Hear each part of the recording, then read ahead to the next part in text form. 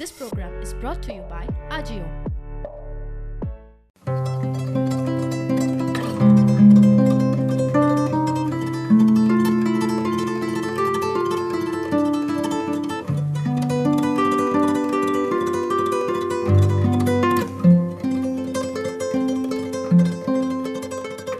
But let's move to the next one. It's called Experimental Lata.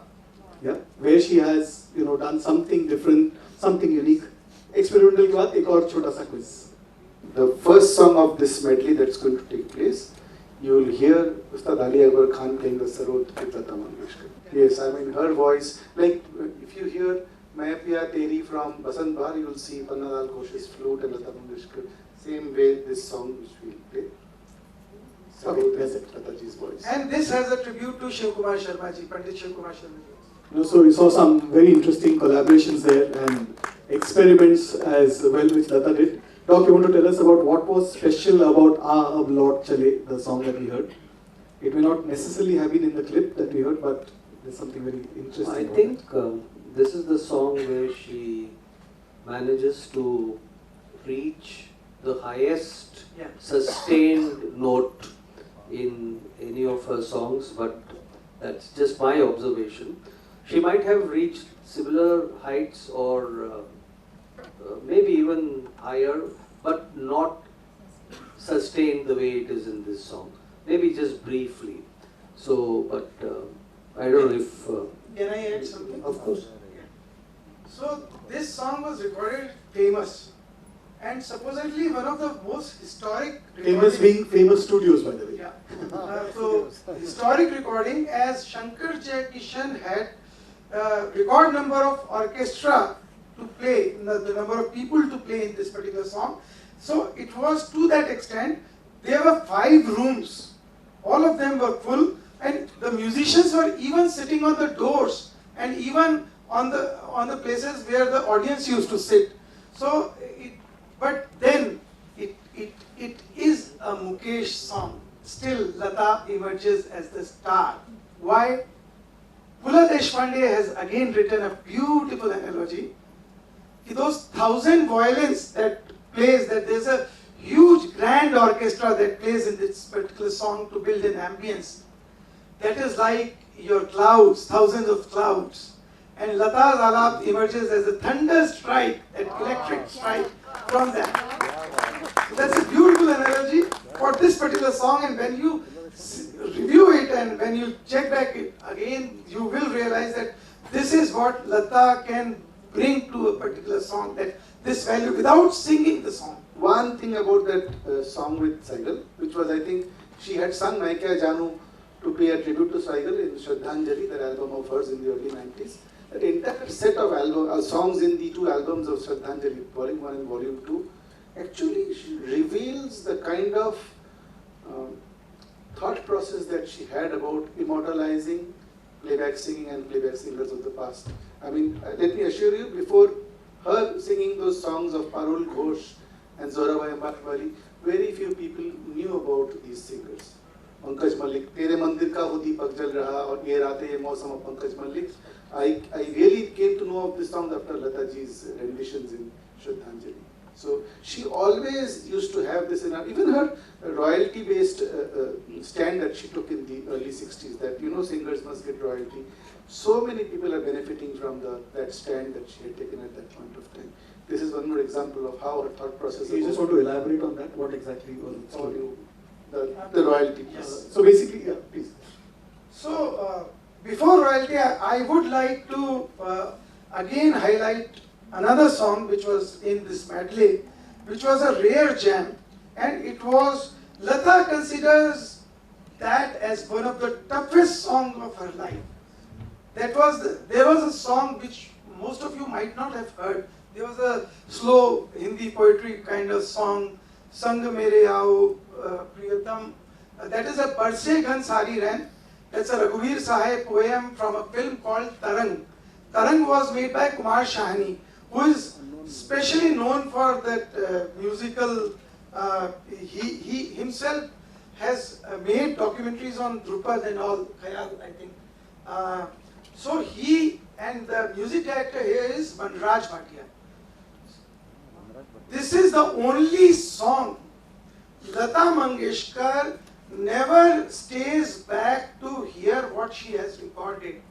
She always leaves the studio. She always, now she is no more, but this was the first time when she stayed back and she heard it, because this was a marathon song.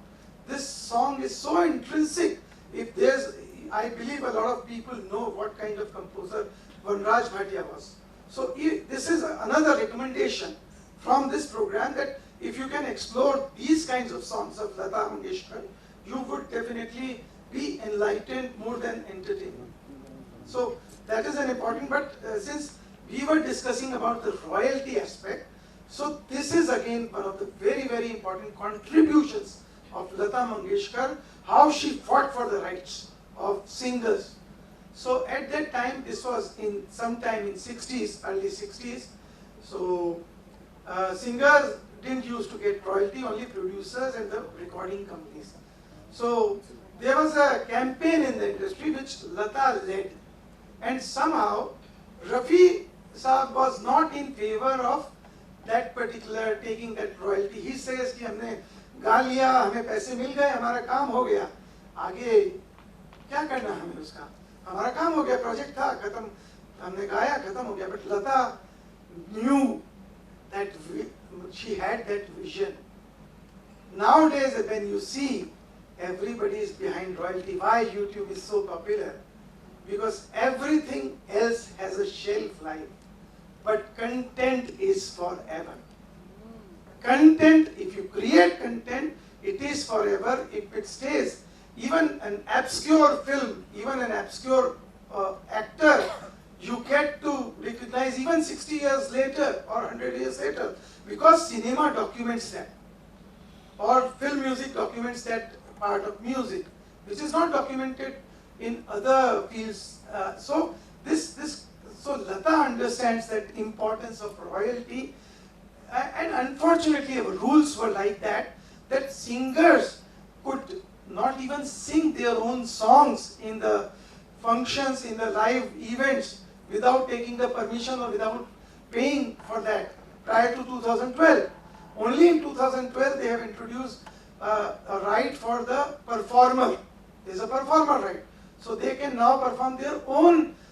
So you won't believe, A.R. Rahman left a few films, like one of them was Om Shanti Om, because the T-Series was not ready to give him the royalty and rights, and he said, if I have to play something in my concert, if I have to take permission of T-Series, why should I make it for them?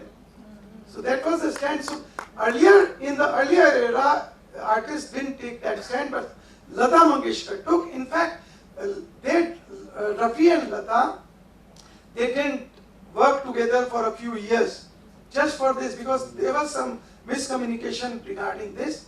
But I'll tell you another side of it. Naksh Layalpuri Saab, who was a very, very famous lyricist, I met him at the age of 82. We had, I think you were also there when we, okay. So he told us, I am not working for last 3 years, 4 years, 5 years, 10 years, but I am getting royalty from the music companies just for that reason Lata Mangeshkar fought. So I am not dependent on anyone. And I'll tell you, Vanraj Bhatia, who was a Padam Bhushan, who was a Sangeet Academy Award winner, and unfortunately he was paralyzed. He had a medical condition, so he ran out of money at the age of 90. He had no source of money except some royalty, and he didn't work in many films, so royalty was not coming to that extent. So he ran out of money. So a lot of government didn't support. Government support came after we fought for it. But he didn't have money even for his arthritis injections. He had, so he used to cry. Imagine an artist like who has got a Padam Bhushan. He's a national treasure, and he died in penury. So this is why royalty is very, very important. You can't expect an artist like Vanraj Bhatia to perform at an age of 90 or 94. So from where he will get, if he doesn't have any next generation to support or any even government to support, who would support him? So that is why royalty was very, very important point, and hats off to Lata that she fought for it, she led that moment, and she made some enemies, but that has helped so many people.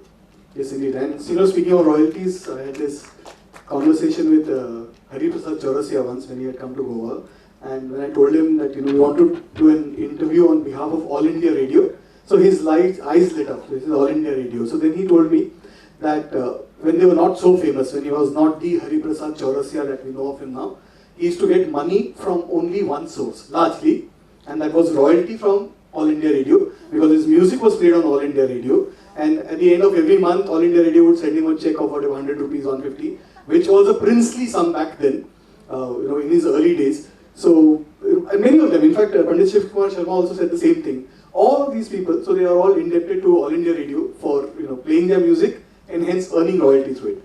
Let's move ahead quickly before we give Doc a chance with the quiz. After this, we're going to do another section of timeless classics. Again, some really great songs, and this segment will end with one of those all-time great songs. Again, they're all-time great, but this one is exceptional. And after that, Doc will have a few questions for you all.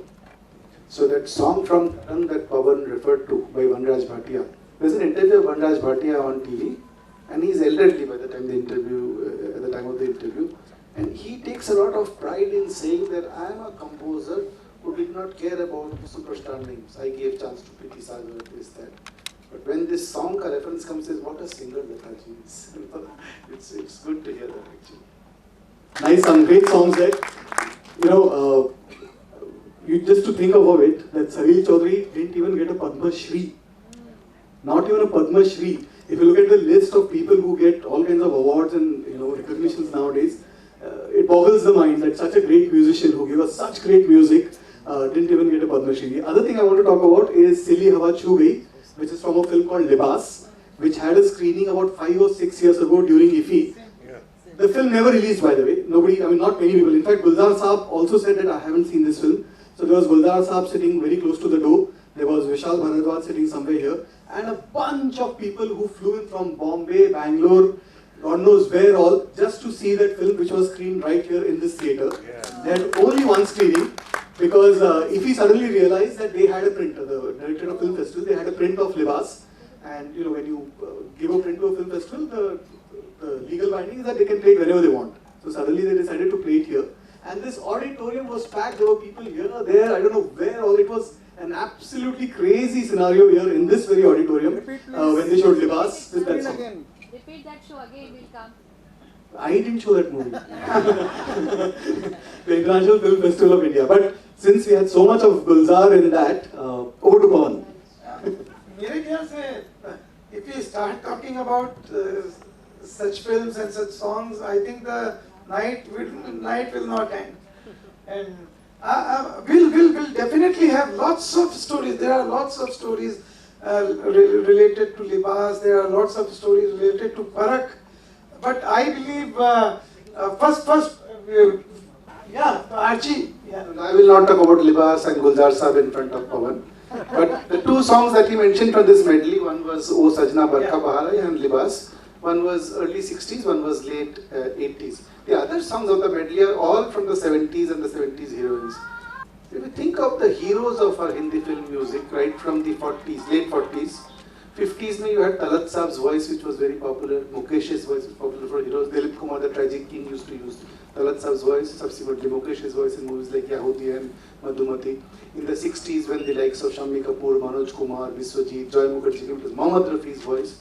In the 70s, when you had the exuberant heroes like Rajesh Khanna, Vinod Khanna, Amitabh Bachchan, so on and so forth, you had Kishore Kumar, subsequently went on till the 80s. So you had, with the change of society and the change of lifestyle and even from black and white to color, different male playback singers became popular. But this lady, right from Nalini Jayawant to Kamini Kaushal to Sadhna to Mala Sinha, these actresses of the 70s like Vidya Sinha, Jaya Bhaduri, and she is the constant voice as the hero. I mean, this is something which we must keep in mind, that absolutely timeless, absolutely timeless. And I can add just a bit. There's a very interesting story that Yogesh told me about that Rajni Gandhana. These were supposedly the middle of the road cinema without much of budget. So most of the songs were recorded in one sitting because the music studios were not available. They were being captured by the big guns. So even Salil Chaudhary used to have some fight for the studios. So in those days they used to record one song, two song, three song together in a single session with the artists, the musicians. They used to book for that. So Basu Chatterjee, this is a very, very interesting film if you see song wise. Usually the songs are recorded first and then filmized. But Basu Chatterjee actually got Salil Chaudhary and Yogesh to actually write songs after the shooting the film. So something, actually he did tell about the storyline, character. So when Lataji came, he actually picturized that situation, and Yogesh didn't understand the context. So he wrote something else, but when Lataji came for picturization, for the recording of the song, after the song was picturized already, so Basu Chatterjee actually told that this is the context. He said, I didn't write for this. I didn't understand this situation. So he told, somehow you managed Lataji for 15 minutes. He rushed to a cafe just in front of that studio. Within 15 minutes he wrote new stanzas, completely new stanzas. So this song was written in 15 minutes. So this is how songs are made. This is how films are made.